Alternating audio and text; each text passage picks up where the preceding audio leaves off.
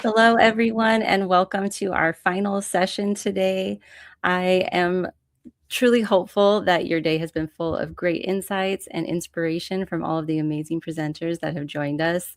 As we come to the end of our day, we are thrilled to invite Kavitta Ghai back to the stage. Kavitta is the CEO and co-founder of Nectar AI, which I'm sure you've heard about a lot today. She will share a powerful look at AI at scale and its potential to close achievement gaps. This keynote session draws on one of the largest implementations of AI in education. It's a meaningful way to reflect on both impact and equity. Without further ado, Kavitta, over to you. Thank you so much, Calista. And hi, everyone. Thank you so much for joining me and giving me some of your time and energy today. My name is Kavitta Ghai, and I am the co-founder and CEO here at Nectar. So let's jump right into it. Perfect. Thank you so much. All right, so today we're really going to talk about what are the best practices that we have found from scaling AI across the state of California throughout the California Community College system. Really meant to share with you what are the findings, what are the things that you can take back to your classroom or your campus. But first, we're going to go ahead and start with a little bit of background on who am I, how did Nectar come to be, why are we in this position today. And so this all started 8 years ago, almost to the day, actually. It was April 26, 2018, when my co-founder Jordan and I started Nectar when we were undergrad students at UC Santa Barbara. And for us, it was really born out of our own frustration with our classroom experience. And one day we said, what if we stopped complaining and we actually did something about it? For me personally, I'm autistic and I have ADHD, so no classroom that I've ever been in before has felt comfortable for me or my brain to be in. And then I got to college and I started paying $40,000 to be really uncomfortable. And that's finally when it became enough of a pain point for me that I said, either I'm going to drop out or I'm going to do something about it. And it really started from this place of how can we provide the level of support that students need to succeed both in and out of their classes. We saw that 1 out of every 3 freshmen was dropping out before their sophomore year. And to me, it just didn't make sense that for a 5-6 figure price tag that you're paying for, you should be getting the ultimate level of customer support. And for a student, that means helping them whenever they need, from everything from filling out your FAFSA paperwork, making sure it's filled out properly and submitted on time, to studying for the midterm at 3 in the morning when you have no idea what this topic is about and you're really worried that this is going to be the make or break class for your major. Those are the moments when students really need that support. And we knew there had to be a better way to get that to the students than just expecting them to be using email with their TA or their professor or walking into office hours. We really wanted to meet them where they are. And so that is where Nectar was born from. And today we're very excited 8 years later to have raised almost $19 million in VC funding to build the classroom of the future and the AI infrastructure that schools need, and to be leading the largest AI deployment and study in the nation with the California Community College system. So again, we're going to show you from the last 2 years of deploying across the state of California and these 116 community colleges, what is it that we've learned? What have we found that you can now take back with you? With or without you using Nectar on your campus, this should apply to any of the AI tools that you're using and your sort of philosophy and strategy for bringing AI to your classroom or campus. So the first thing I want to touch on, we're talking about the achievement gap, but something that I found from my own experience in the classroom and from the last 8 years of building this product and this company is that the achievement gap that we talk about is not an intelligence gap. It is not a lack of students' knowledge that is causing them to not succeed, whether that's in or out of the classroom during their educational experience. It's the support gap. UCSB, the school that we started Nectar at, had this really interesting philosophy. They would track something called time poverty. And it was the amount of time on average that it would take for a student to get a question answered. And it was everything across the board from academic advising to financial aid support to in-course support. And the average time was 2 days. And our goal is to make sure that students get that reduced from 2 days to a matter of minutes.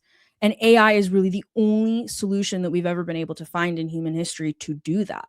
Because we cannot, in any world, afford to hire a singular human being that is an advisor and 24/7 support guide for every single student on campus. It's just not realistic. But the goal of AI is not to replace human beings. It's to scale their ability to help even more people than an individual human being ever could. And when AI infrastructure gets built into the education system, it can't just be whatever the black box of information the LLM like ChatGPT or Claude has. It has to be grounded in real course and campus content that separates your AI infrastructure in your campus, your classroom, from students going to generic chat tools. That's what's going to get them to use the guardrail tools that are actually founded in their course content. And that's what we're building with Nectar AI. So we want to talk about first addressing the problem itself. And we're going to look at community colleges specifically. I know across the board at four-year universities, that's where you see 1 out of every 3 freshmen dropping out before their sophomore year. But with community colleges, this is even more of a dire problem, particularly because most don't have teaching assistants. So you have a faculty member who is basically left to their own devices to figure out how to support all of their students, and that is oftentimes where you'll see students fall through the cracks, not by any fault of the faculty, but simply because there is not enough support for the students that need it the most, which are the ones that are going to community colleges. And that's why we started with the community college system. If our goal is to truly use AI to create an equitable classroom where students have access to the support that they need at any time, that means first going to those students in schools that need it most. So, with the California community college system, to give you an idea of the size, it's 116 community college campuses and 2.1 million students across California. And we're working directly with them to bring AI course assistants and AI campus assistants to all of those campuses.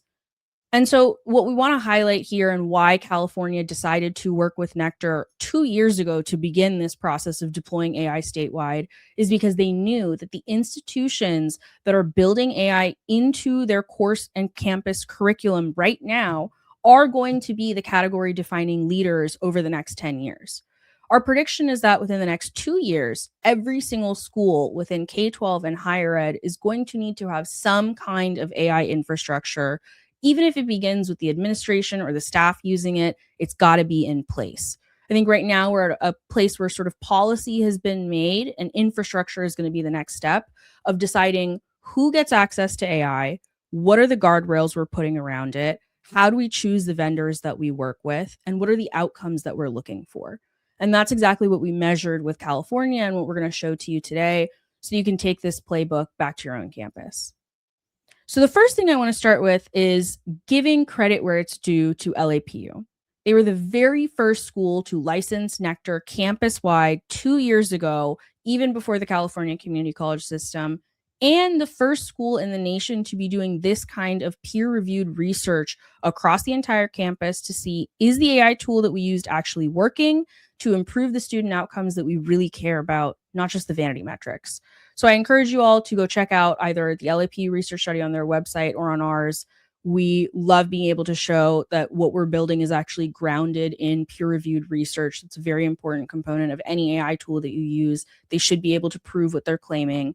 And with LAPU specifically, you can see that after just one term of using Nectar AI, the very first term they used it, they found a 20% increase in GPA, 13% rise in the final scores, and most important to me was a 36% boost in the students' intrinsic motivation to learn. And that's where we see how when we can provide students the support that they need, it actually motivates them to be excited, to come to class, to be engaged with their learning experience, because they know there is always somewhere they can go when they need that support anytime. And the study that we did with LAPU is actually what led us to be able to close the deal and do this exact same study statewide with the California Community College system. So we use that same matched pair study methodology, and we're now working on giving Nectar AI to all 2.1 million students across the state. So now let's see what this actually looked like in practice for the last 2 years that we've been implementing this. The first piece that I'll highlight is the fact that 65% of all Nectar AI interactions happen outside of business hours. So this is really, like I said, providing that support to students where they typically wouldn't even be able to go into office hours or get a response via email from their professor or TA at that time. That's when they need the support the most and when they're accessing these AI tools. We actually see a huge drop off in usage during normal school hours. They're barely using it during that time. Almost all students are using it after hours, and particularly the highest engagement hour system wide has been Sunday nights from 10 to 11 p.m. We all know that feeling. It's Sunday, you have all this homework and midterms coming up the next week. And that's when you need that support. And now you can go access your course assistant that knows every textbook, every syllabus, every assignment coming up, and also can understand, how do I deliver this information to the student in the best way? Do they need me to translate it into a different language? Do I need to break this down into an easier to digest set of instructions? That's where the AI really comes in handy, because a student can sit there and ask hours of questions if they need to, without feeling like they're going to raise their hand in class and ask a stupid question. So we're giving them these support mechanisms to be able to ask more questions than they ever would before. And we'll see some students asking up to 500 questions a day to their Nectar AI assistants. I've never before even heard of a student asking 500 questions a day in a classroom. So really exciting to see that they are seeing that this AI is meant to meet them where they're at.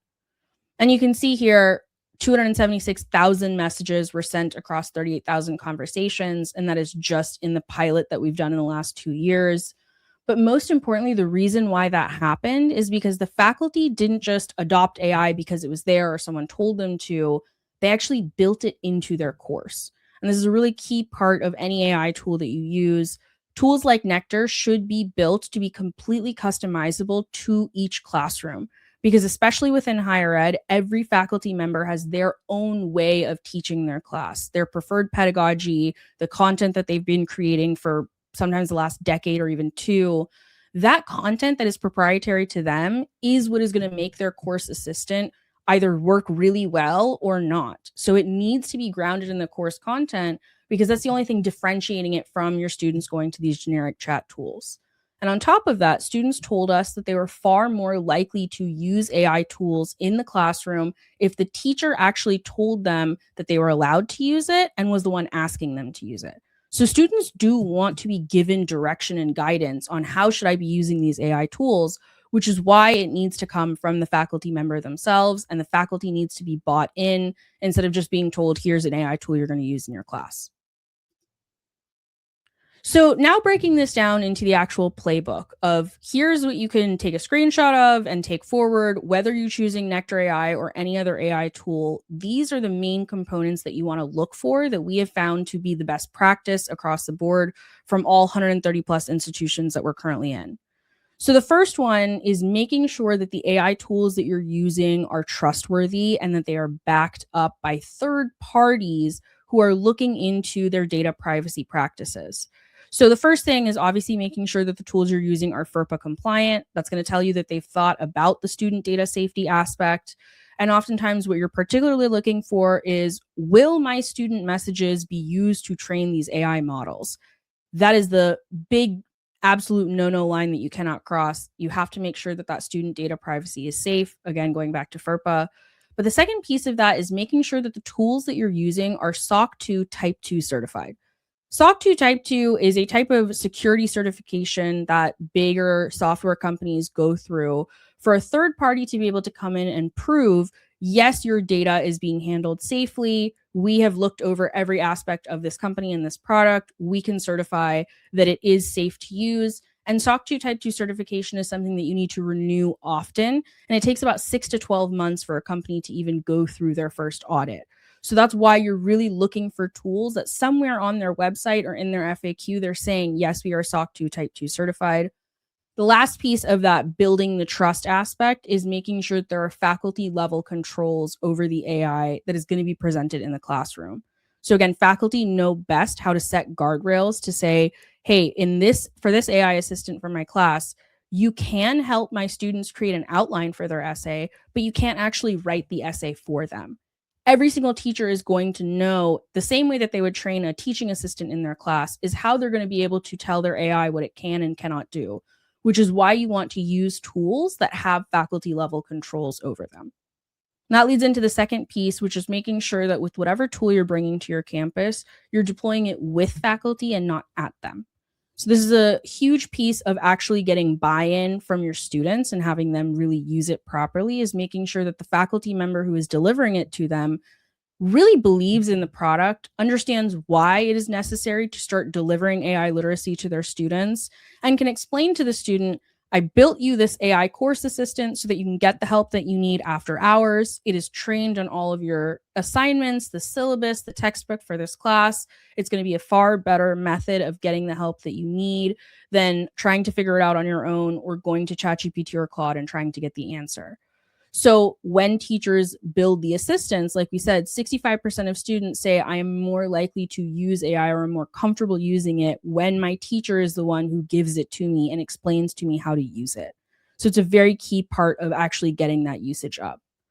And the third piece of that is measuring what actually matters. So anytime that you're bringing AI to your campus, especially if you're doing a pilot or trying a couple different tools at a time, we really recommend that you keep in mind a couple key factors that you're measuring to see, is this actually improving the student outcomes that my campus or my classroom cares about? This can be things like tracking retention, pass rates, even things like how many students are using this after hours, or how many hours is this teacher saving per week on answering the same question a dozen times in their inbox. So making sure that you're measuring it is what's going to tell you at the end of the day, is this specific AI tool actually working? Or does it just look like it's working because students are having fun using it, but it's not actually producing the outcomes that we're looking for? So from all of the deployments that we've done, these are the three top things that you want to keep in mind for any AI tool that you're using to really understand, is this the correct AI tool? Is this something that is safe to use with my students? Does it integrate with the technologies that I care about, like the LMS? And do my students actually use this in a way that improves the outcomes that we care about? One of the last points I want to touch on is the fact that AI is already on your campus right now. In February of 2023, 93% of students in the US had touched or used ChatGPT at some point. They knew what it was. Now we're at a point where 90% of students are using AI on a weekly basis on some form of their education. 21% say they're using it on a daily basis in their classes. So if you're not providing AI infrastructure to your students, they're going to go find another way to use it. And when they go to these generic chat tools like ChatGPT or Claude, they're great for their own reasons, but they're not going to have guardrails in place. So even if a student doesn't want the answer given to them outright, that's how those LLMs are programmed. It is to make it as optimal as possible for the person on the other side to get an answer instantly. So for students, if you know they're going to use AI one way or another, it is already in almost every industry out there. So they're going to use it in the workforce. That is the impetus to bring it into your classroom as soon as possible. College is meant to prepare students for the workforce and give them the skills that they need to get on a stable career path. At this point, AI has to be included in that. In any industry that a student is going into, they're going to need to know these skills, and they will be transferable. Using tools like Nectar in the classroom gives students transferable skills that they can use in the workforce because it looks and feels very similar to the AI infrastructure that they will use in any enterprise or workforce company that they go to. So the question here is whether it's infrastructure that you designed or if it's something that your students brought in because you didn't have AI infrastructure present for them. Thank you all so much for your time. I hope that this was informative to help you understand, what does it look like when AI is being scaled across the entire state of California? What are the things to look for in the AI tools that you're bringing into your classroom or campus? And if there's anything that the Nectar team can help you with, whether that is setting up AI infrastructure for you or your campus, or talking to us about what we think about AI strategy and policy, we're always here to help and chat with you. Please visit our website and we'd love to book a meeting with you. Thank you so much, Kavitta. That was a powerful, insightful presentation. And I just wanted to say that it's been such a joy to work with you and your team over the past few years. I really can't believe the variety of things that we've been able to achieve by partnering with Nectar. So thank you again for being here, for speaking with us, and just for all the wonderful tools you've supplied us with these last 2 years. Absolutely. You guys have been incredible partners. We would not have been able to build this tool without you and your insights. So we feel just the same way. Thank you for being alongside with us on this ride.